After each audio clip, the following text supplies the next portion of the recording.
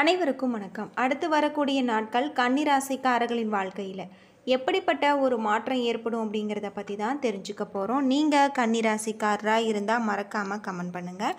அடுத்து வரக்கூடிய காலகட்டத்தில் குறிப்பிட்ட ஒரு பரிகாரத்தை செய்வதன் மூலம் உங்களுடைய வாழ்க்கையில் இருக்கக்கூடிய பிரச்சனைகளுக்கு தீர்வு கிடைக்கும். இதை பற்றி முழுமையாக தெரிஞ்சுக்கலாம். வீடியோவை கடைசி வரைக்கும் ஸ்கிப் பண்ணாமல் பாருங்கள். வாங்க வீடியோக்குள்ளே போகலாம். கன்னிராசியில் பிறந்தவர்களுக்கு இந்த காலத்தில் ஆரம்பம் கொஞ்சம் கடினமாக இருக்கலாம். அது மட்டும் இல்லாமல் நல்ல நேரம் அமையக்கூடியதாகவும் அமைஞ்சிருக்கு. பண விஷயத்தில் இந்த காலத்தில் நிலையானதாக இருக்குது. அதிக லாபம் இருக்காது, நஷ்டம் இருக்காது. ஆனால் புதிதாக முதலீடு செய்திருப்பவர்களுக்கு நல்ல பலன்கள் கிடைக்கும். வேலை தேடுபவர்களுக்கு நல்ல வாய்ப்புகள் வரலாம். வேலையில் இருப்பவர்களுக்கு மிகப்பெரிய ஒரு மாற்றம் ஏற்படக்கூடிய ஒரு காலமாக இந்த காலகட்டம் உங்களுக்கு அமைஞ்சிருக்கு. கிரகநிலை அப்படின்னு பார்த்தா ருண ரேகஸ்தானத்தில் சனி ராகு, அஷ்டமஸ்தானத்தில் சுக்கிரன், பாக்கியஸ்தானத்தில் சூரியன் புதன், தொழில் ஸ்தானத்தில் குரு, அயன சயன போகஸ்தானத்தில் செவ்வாய் கேது என கிரகங்கள் இருப்பதால் இந்த காலகட்டம் உங்களுக்கு மற்றவர்களுடன் இருந்த பகை நீங்கக்கூடியதாக இருக்குது. முடங்கி கிடந்த காரியங்கள் அனைத்துமே வேகம் பிடிக்கும். நெருக்கடியான நேரத்தில் உறவினர்கள் நண்பர்கள் உங்களுக்கு கை கொடுப்பாங்க. உங்களுடைய மனதில் இருந்து வந்த சஞ்சல நிலை மாற்றம் இருக்குது. தர்ம சிந்தனை உண்டாகக்கூடியதாகவும் இருக்குது. பண நெருக்கடி குறையக்கூடிய ஒரு காலமாக அமைஞ்சிருக்கு. எதிர்பாராத உதவிகள் உங்களுக்கு கிடைக்கலாம். வீடு மனை சார்ந்த கடன் பிரச்சனைகள் அகலக்கூடியதாகவும் சொல்லப்பட்டிருக்கு. குடும்பத்தில் இருப்பவர்களால் உங்களுக்கு டென்ஷன் உண்டாகலாம். கணவன் மனைவிக்கு இடையில கருத்து வேற்றுமை வராமல் இருக்க மனம் விட்டு பேசுவது நல்லது.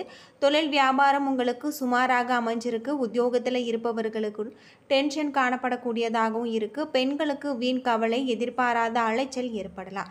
கலைத்துறையில் எதையுமே திட்டமிட்டு செய்வது உங்களுக்கு நன்மை தரும்.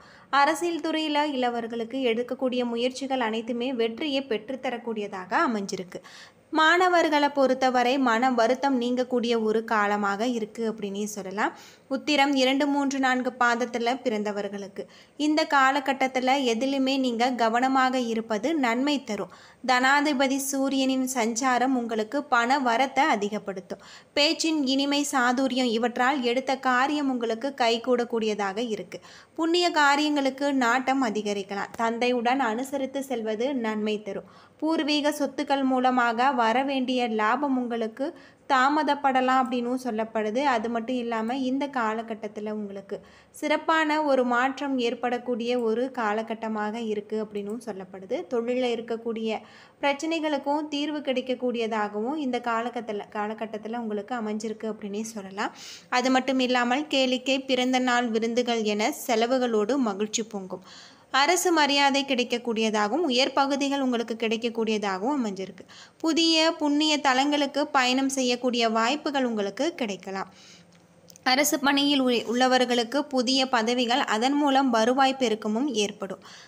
வியாபார சம்பந்தமான வெளிநாடு பயணங்களும் அதனால் ஆதாயமும் உங்களுக்கு ஏற்படும். எதிர்பாராத தன வரவுகள் உங்களுடைய கைக்கு வந்து சேரும். பணம் வந்தால் செலவுகளும் வரும்.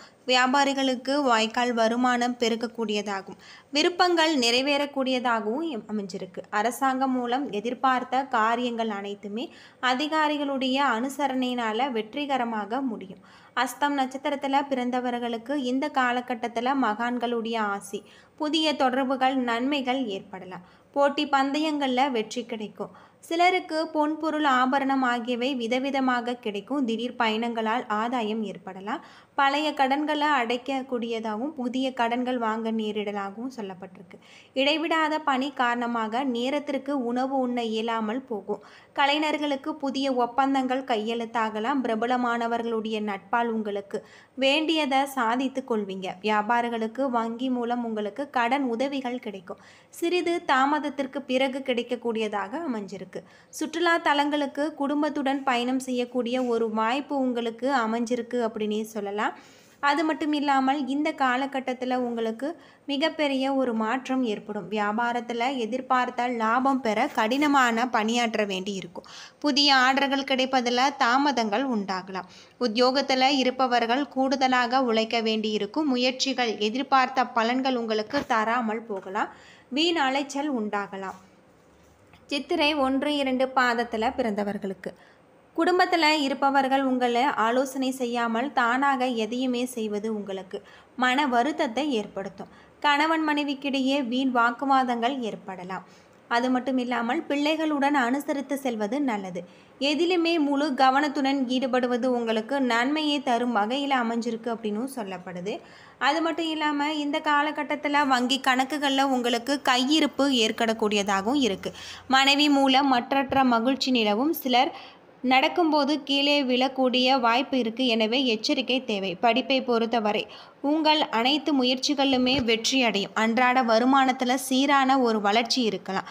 அரசு அதிகாரிகள் துணை புரிய அநேக கீழ்நிலைகள் உதவியாளர்கள் அமைவாங்க. அரசு வேலைக்கு முயற்சிப்பவர்களுக்கு அதற்கான அனுகூலமான ஒரு பதில்கள் அரசாங்கத்திடமும் கிடைக்கும். எழுத்தாளர்களுக்கு தங்களுடைய தொழிலில் ஏற்றம் ஏற்படலாம். ஆரோக்கியத்தில் மேம்பாடும். அது மட்டும் இல்லாமல் வீண் சர்ச்சைவுகள் விலைக்கு வாங்காமல் இருப்பதும் உங்களுக்கு இந்த காலகட்டத்தில் ரொம்பவும் நல்லது அப்படின்னு சொல்லப்படுது. பொதுவாக கன்னிராசியில் சூரியன் 9, 10ஆம் இடத்துல அமர்ந்திருக்காரு. வேலை காரணமாக விசேஷ நிகழ்ச்சிகளில் நீங்கள் கலந்து கொள்வதற்காக வெளியூர் சென்றால் வீட்டை நன்றாக பூட்டி விட்டு செல்ல வேண்டியது நல்லது. சந்திரனுடைய இடப்பெயர்ச்சி பெரிதான ஒரு முன்னேற்றத்தை உங்களுக்கு கொடுக்காது. அது மட்டும் இல்லாமல் போட்டி பந்தயங்களை உங்களுடைய மனதை நீங்கள் செலுத்தாமல் இருப்பது நல்லது. இதனால் வீண் விரயம் ஏற்படலாம். செவ்வாய் 12ஆம் இடத்துல இருக்காரு. மணல் செங்கல் போன்ற வியாபாரம் மன நிறைவை தரும் வகையில் அமைஞ்சிருக்கு. பகையை மறந்து விரோதிகள் உங்களின் சொல்லுக்கு கட்டுப்பட்டு நடப்பாங்க. புதன் 10ஆம் இடத்துல அமர்ந்திருப்பதால் புதிய ஜீவன் உருவாகக்கூடியதாகும். மழலை செல்வத்தின் வருகை உங்களுக்கு மகிழ்ச்சியை ஏற்படுத்தும். குரு 10ஆம் இடத்துல இருக்காரு. தொழிலுக்கு தேவையான லைசன்ஸ் உங்களுக்கு கிடைக்கக்கூடியதாகும். மேலதிகாரிகள் உங்களுக்கு அனுசரணையாக இருப்பாங்க. சுக்கிரன் உங்களுக்கு மிகப்பெரிய ஒரு மாற்றத்தை தரக்கூடியதாகவும் 7ஆம் இடத்துல இருக்காரு. வேலை காரணமாக குடும்பத்தை விட்டு வெளியூர் தங்க வேண்டிய ஒரு கட்டாயத்தில் நீங்கள் இருப்பீங்க.